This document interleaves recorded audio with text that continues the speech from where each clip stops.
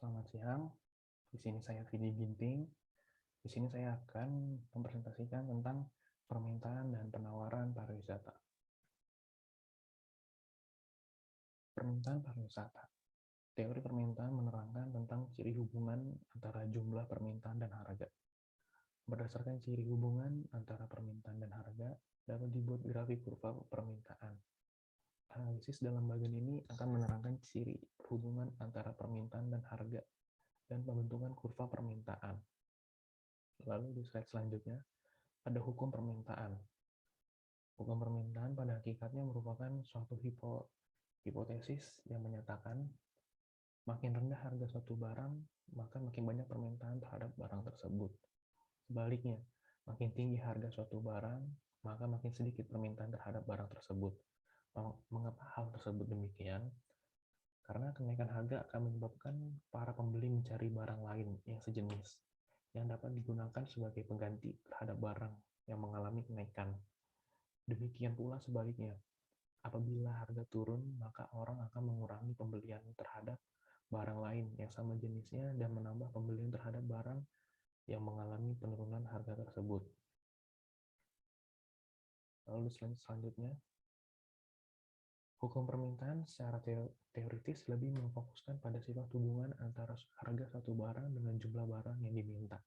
Sedangkan pada kenyataannya, banyaknya permintaan atas suatu barang juga ditentukan oleh beberapa faktor yang lain. Untuk itu, dalam teori mengenai permintaan ini, diamati pula faktor-faktor penentu yang lain selain harga barang tersebut.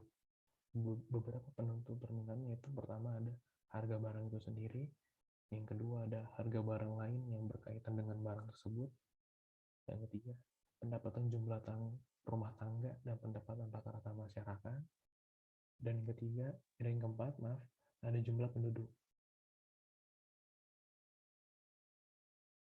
Lalu di sini ada pendekatan-pendekatan dalam permintaan pariwisata. Yang pertama ada barang memberi peluang untuk disimpan, artinya untuk produksi dan konsumsi dapat berbeda. Lalu yang kedua, barang terkadang dapat dipindah-pindahkan, sedangkan jasa tidak dapat dipindah-pindahkan. Lalu yang ketiga, permintaan pariwisata pengganti atau substitution demand, yaitu terbatasnya penawaran di satu pihak dan terjadinya kelebihan penawaran atau sebut lainnya excess of supply di lain pihak.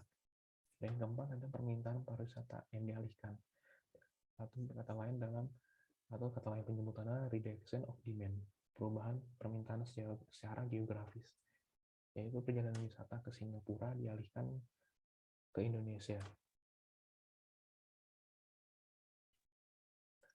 Lalu slide 6 ini ada contoh soal, yaitu saat sebuah produk memiliki harga sebesar 100.000 per unit, maka jumlah permintaannya sebanyak 20 unit. Namun ketika harga turun menjadi 80.000 per unit, jumlah permintaannya menjadi 40 unit. Tentukanlah fungsi dari permintaan dari contoh di atas. Berikut jawabannya. Dan di samping sini ada rumusnya.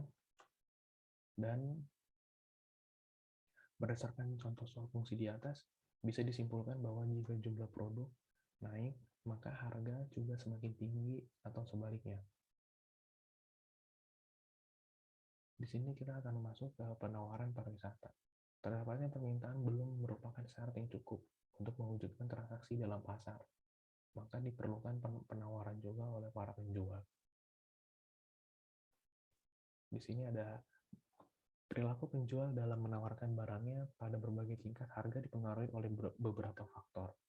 Secara umum, faktor-faktor tersebut antara lain, yang pertama ada harga barang itu sendiri, yang kedua ada harga barang-barang lain, yang ketiga tujuan operasi perusahaan tersebut, dan yang keempat tingkat teknologi yang digunakan.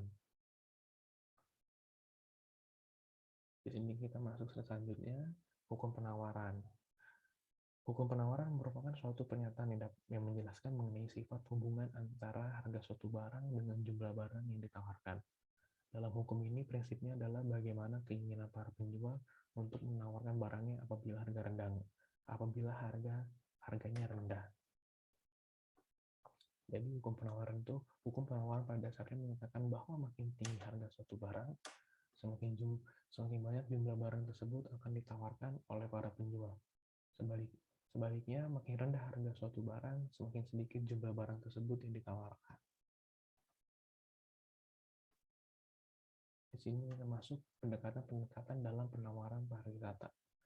Yang pertama itu ada berupa daya tarik alam atau hasil ciptaan manusia, barang dan jasa yang dapat mendorong orang-orang untuk berkunjung ke suatu daya tarik wisata. Yang kedua ada sejumlah barang maupun jasa yang ditawarkan kepada wisatawan dengan harga tertentu. Dan yang ketiga ada meliputi semua daerah tujuan yang ditawarkan kepada wisatawan. Kesimpulan, dalam menjalankan usaha, kita memang perlu mengetahui adanya tingkat penawaran serta permintaan yang tepat demi mewujudkan keseimbangan pasar. Sekian dari kelompok 14 dengan saya Vidi Renaissance. Terima kasih.